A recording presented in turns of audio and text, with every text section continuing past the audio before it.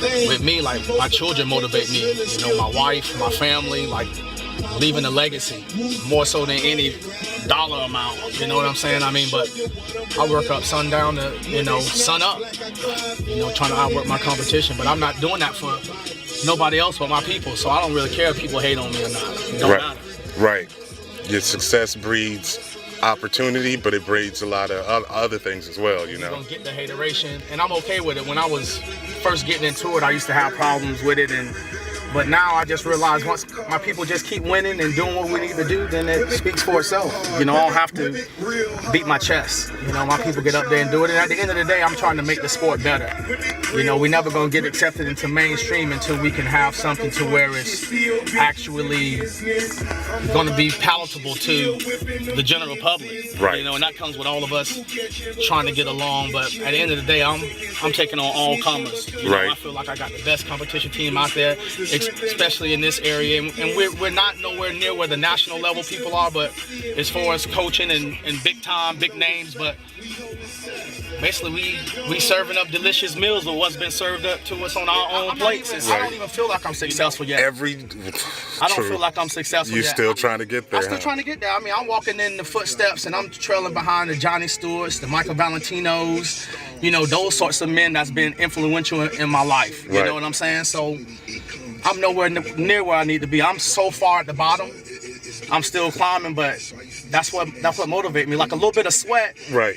You know, it's like some of those boxers say that it ain't really a fight until they get hit. Right. They start bleeding. That's how I feel. Like when the pressure is on, I perform at my best, and my people kind of do the same. I try to make sure my people have that dog mentality, the hyena, the wild dog mentality. Like everybody feels like the lion is the most ferocious animal in the lion kingdom, and yes, that can be true on some parts. You know what I'm saying? It's a vicious predator, a meat eater. But me personally, I like to take on the soul of the wild dog or the hyena, one of those two, the ones that, you know, a wild dog is the undersized predator but would chase a water buffalo, you know, 10, 12 miles, you know, knowing that may be his last meal and not afraid of being exhausted to eat. So it don't really wear its prey down by overpowering it.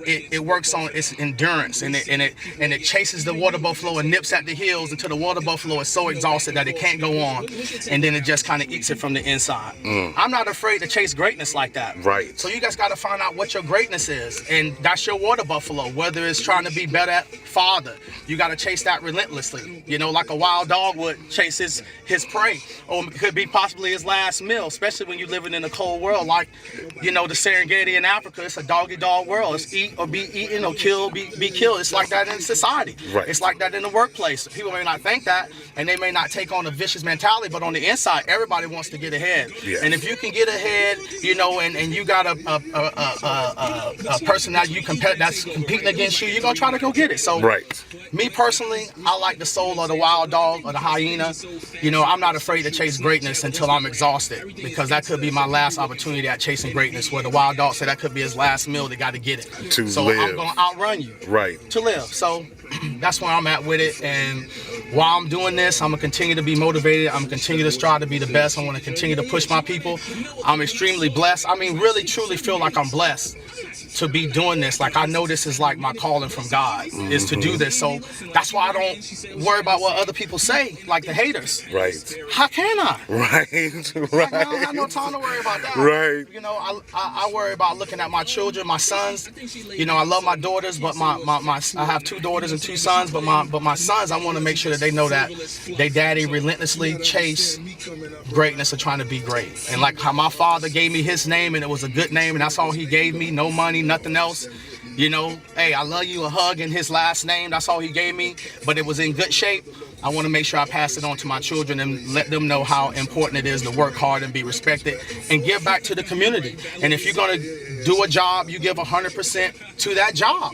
So my job is to coach, motivate, train, be a therapist, whatever my client needs to be successful, to make sure that they go out and have the best showing, whether it's at the lowest level or whether it's at the pro level. You know, like I said, I'm aspiring to be great. I'm nowhere, you know, where I need to be, just a small town boy, you know, from Fayetteville, like I said, born to teenage parents, but the soul of the wild dog, bruh.